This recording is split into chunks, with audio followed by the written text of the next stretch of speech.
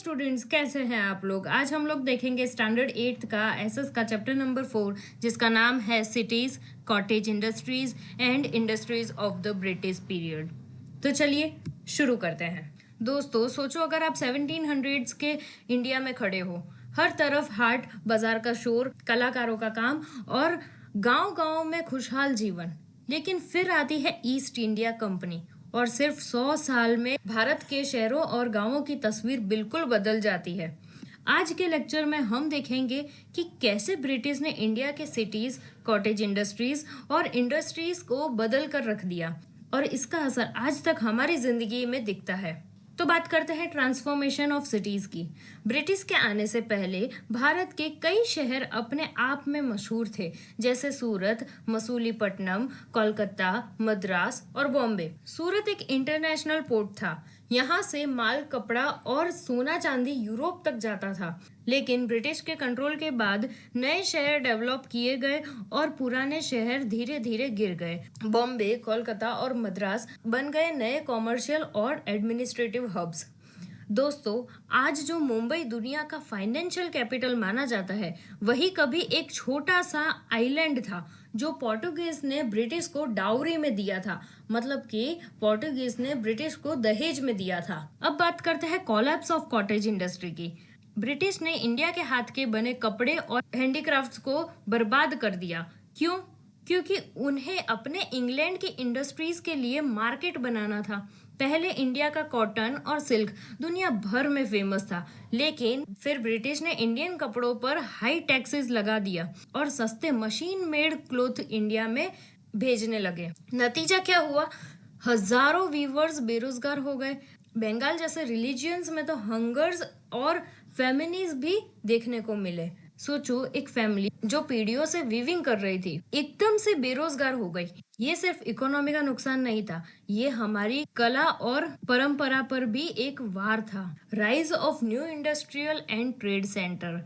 British ने नए ports बनाए, बॉम्बे, मद्रास और कोलकाता में फैक्ट्रीज और वेयर हाउसेज खड़े किए, लेकिन ये सिर्फ अपने फायदे के लिए। मसूलीपट्टनम और सूरत जैसे शहर जो पहले ग्लोबल ट्रेड के हब थे, धीरे धीरे खत्म होने लगे। आज भी देखिए, मुंबई, चेन्नई, कोलकाता, ये सब शहर इसी ब्रिटिश ट्रांसफॉर्मेशन के दौरान उभरे थे और अभी तक इंडिया के सबसे बड़े इंडस्ट्रियल और कॉमर्शियल सेंटर्स हैं। ब्रिटिश पीरियड ने भारत को सिर्फ लूटने का काम नहीं किया, बल्कि हमारे सिटीज और इंडस्ट्रीज को अपने फायदे के हिसाब से रीशेप किया। कुछ शहर खत्म हो गए, कुछ नए बन गए। दोस्तों, क्या आप जानते हैं कि जो दिल्ली आज हम सबके लिए इंडिया की मॉडर्न कैपिटल है, उसकी कहानी सिर्फ 100 या 200 साल पुरानी है। एक ऐसी कहानी जिसमें मुगल का सहकार था। शाहजहांबाद ब्रिटिश के हाथ लगता है और फिर वो बना देते हैं न्यू दिल्ली। चलिए इस फैसिनेटिंग जर्नी को समझते हैं। ओल्ड दिल्ली शाहजहांबाद से जानी जाती थी। 1639 एडी में वो मिली थी। शाहजहां ने 1639 में अपना सपनों का शहर बनाया, शाहजहांबाद। इस शहर में था लाल किला, जामा मस्जिद, चांदनी चौक और फैज बाजार। दुनिया भर से लोग यहाँ आते थे और ये शहर उन दिनों का कल्चरल और ट्रेडिंग हब था। अब हम बात करेंगे ब्रिटिश कैप्चर दिल्ली 1803 एडी के बारे में। 1803 में ब्रिटिश ने मराठास से दिल्ली जीत लिया। उन्होंने सोचा कि अगर इंडिया पर कंट्रोल करना है तो दिल्ली जैसे पावर सेंटर से करना होगा, लेकिन अभी तक उनका कैपिटल था कोलकाता। अब बात करेंगे न्यू कैपिटल अनाउंसमेंट की, जो 1911 एडी में हुआ था। 1911 में किंग जॉर्ज V ने दिल्ली दरबार में अनाउंस किया, अब ब्रिटिश इंडिया का कैपिटल कोलकाता से दिल्ली शिफ्ट होगा। इसके बाद शुरू हुआ एक नया कंस्ट्रक्शन प्रोजेक्ट, जिसमें दुनिया के बेस्ट आर्किटेक्ट्स लाए गए। अब बात करते हैं बिल्डिंग न्यू दिल्ली। 1911 से लेके 1931 के बीच में हुआ था। एडवर्ड ल्यूटेंस और हर्बर्ट बेकर ने नए दिल्ली का डिजाइन बनाया। विक्टोरियाज हाउस, जिसे हम आज का राष्ट्रपति भवन कहते हैं, राजपथ, सेक्रेटरिएट और कई गवर्नमेंट बिल्डिंग्स बनाए गए। सोचो, इस प्रोजेक्ट को कंप्लीट होने में 20 साल लगे थे। अब बात करते हैं transformation of old Delhi versus new Delhi. British ने अपनी पहचान के लिए न्यू दिल्ली बनाया और ओल्ड दिल्ली को धीरे धीरे पीछे छोड़ दिया। पुराने फोर्ट्स, गार्डन्स और मॉस्क को तोड़कर नए मॉडर्न रोड्स और बिल्डिंग्स बनाई गई। दिल्ली टुडे यानी कि लीगेसी ऑफ बोथ वर्ल्ड्स। आज की दिल्ली एक कॉम्बिनेशन है दोनों दुनियाओं का, ओल्ड दिल्ली का कल्चरल चार्म और न्यू दिल्ली का पॉलिटिकल पावर। ब्रिटिश ने दिल्ली को अपने कंट्रोल का सेंटर बनाया, लेकिन आज़ादी के बाद वही दिल्ली बनी भारत का दिल। और आज चाहे वो रेड फोर्ट हो या राष्ट्रपति भवन, दोनों ही हमारी पहचान है। दोस्तों, सोचो अगर आपके घर के आसपास के वीवर्स, लोहार और कारीगर जो अपनी कला से दुनिया भर में मशहूर है, एक दिन अपना काम ही खत्म हो जाए। ये ही हुआ था भारत में जब ब्रिटिश आए और इंडस्ट्रियल रिवॉल्यूशन ने हमारी कॉटेज इंडस्ट्री को तोड़ दिया। अब हम देखेंगे कैसे हमारा गोल्डन एरा कहलाने वाला हैंडीक्राफ्ट और टेक्सटाइल इंडस्ट्रीज धीरे धीरे बर्बाद हो गए। अब हम देखेंगे golden age of cottage industries के बारे में। ब्रिटिश के आने से पहले इंडिया के कॉटेज इंडस्ट्रीज दुनिया भर में फेमस थे। Muslin of Dhaka, bandhani of Gujarat, patola of Patan, embroidery, dyeing, printing, metal works सब अपने पीक पर थे। वीवर्स कपड़ा रंगते थे नेचुरल डाइज से, केसुड़े के फूल से लाल रंग। साड़ीज और मसलिन कपड़े यूरोप में क्रेज बन गए थे। सोचो, एक छोटी सी विलेज वर्कशॉप से बना कपड़ा यूरोप के राजा महाराजा तक पहनना चाहते थे। अब हम बात करेंगे ब्रिटिश इम्पैक्ट के बारे में। Collapse of cottage industries. फिर आई इंडस्ट्रियल रिवॉल्यूशन। ब्रिटिश ने मशीन मेड बनाकर सस्ता और तेज प्रोडक्शन शुरू किया। नतीजा, इंडियन कपड़े पर हाई टैक्स, ब्रिटिश कपड़े पर कम टैक्स, और हमारे वीवर्स बेरोजगार हो गए।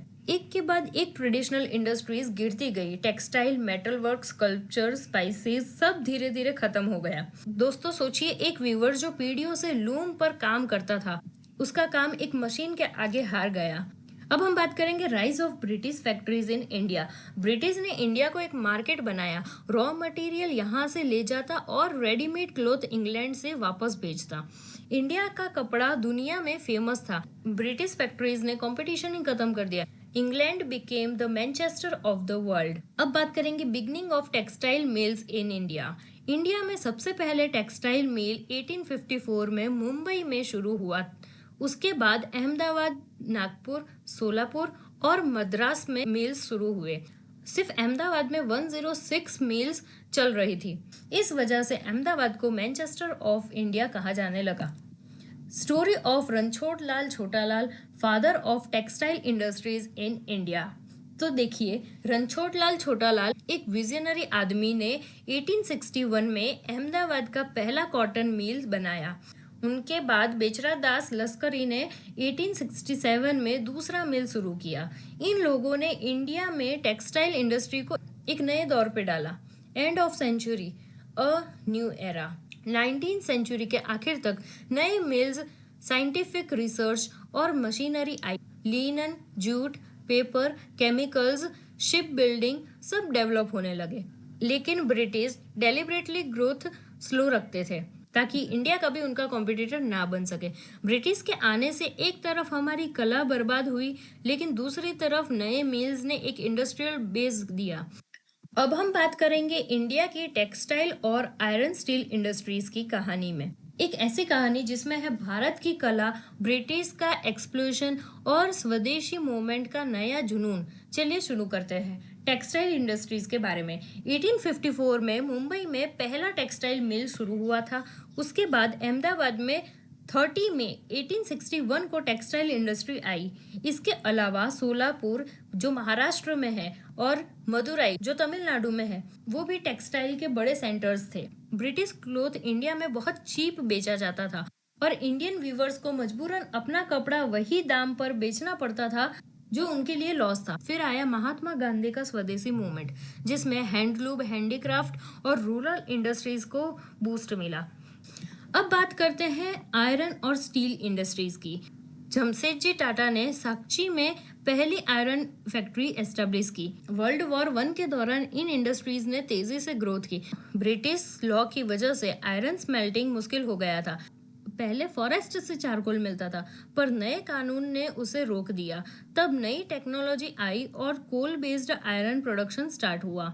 Indian Institute of Science Bengaluru की एस्टेब्लिशमेंट ने भी इस सेक्टर को नई डायरेक्शन दी और धीरे धीरे आयरन फैक्ट्रीज कुल्टी, बुरहानपुर और भद्रावती में सेट हुई। रणछोड़ लाल ने पहला कॉटन मिल अहमदाबाद में बनाया था, जो 1859 एडी के एक्ट के बाद 1 लाख रुपीस कैपिटल से स्टार्ट हुआ। ये एक हिस्टोरिक टर्निंग पॉइंट था। टीपू सुल्तान की तलवार एक मास्टरपीस ऑफ इंडियन मेटलर्जी थी, इतनी शार्प के इजीली एनिमी के आर्मर को कट कर देती थी। इसमें हाई कार्बन स्टील यूज होता था। तो दोस्तों, टेक्सटाइल और आयरन इंडस्ट्री की ये कहानी दिखाती है कि कैसे भारत की कला और इंडस्ट्री ब्रिटिश रूल के दौरान स्ट्रगल करती रही और फिर इंडियन एंटरप्रेन्योर्स जैसे रणछोड़लाल और जमशेदजी टाटा ने उसे नए लेवल पर ले गए। दोस्तों, आपको पता है इंडिया का पहला मॉडर्न इंडस्ट्रियल सिटी कौन सा था? वही सिटी इंडिया का स्टील इंडस्ट्री शुरू हुआ था, जमशेदपुर। 1904 में दोराबजी टाटा और American geologist Charles weld Jharkhand के जंगल में आयरन ओर ढूंढ रहे थे।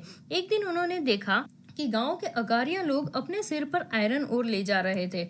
जब उन्होंने पूछा, विलेजर्स ने राजहरा हिल्स का नाम बताया। दोराबजी और वेल्ड ने क्लाइम किया और उन्हें मिला दुनिया का सबसे रिच आयरन ओर डिपॉजिट। इसी के बाद स्वर्ण रेखा रिवर के बैंक्स पर फॉरेस्ट क्लियर करके एक नया इंडस्ट्रियल टाउन बनाया गया और उसका नाम रखा गया Jamshedpur. Tata iron and steel company यानी टिस्को की फैक्ट्री शुरू हुई। ये फैक्ट्री इंडिया के इंडस्ट्रियल ग्रोथ और फ्रीडम मूवमेंट की बैकबोन बन गई। लेकिन सिर्फ फैक्ट्री काफी नहीं थी, ट्रांसपोर्ट भी चाहिए था। तब हुआ एक बड़ा रिवॉल्यूशन जिसे हम रेलवेज कहते हैं। 16 अप्रैल 1853 को इंडिया का पहला ट्रेन मुंबई से थाने तक चला। थोड़ी ही देर में रेल लाइंस कोलकाता से पेशवार और मुंबई से मद्रास तक पहुंच गई। अब ट्रेड और ट्रैवल दोनों बहुत फास्ट हो गया। इसी टाइम पोस्टल और टेलीग्राफ सिस्टम भी शुरू हुआ। पहली बार मैसेजेस और गुड्स डोर तक जल्दी पहुंचने लगे। तो दोस्तों, राजहरा हिल्स का आयरन और जमशेदपुर का जन्म और रेलवे पोस्ट टेलीग्राफ का नेटवर्क, यही बने इंडिया के मॉडर्न इकोनॉमी का फाउंडेशन। तो दोस्तों, इसी के साथ हमारा चैप्टर नंबर 4 यहीं पे कंप्लीट होता है।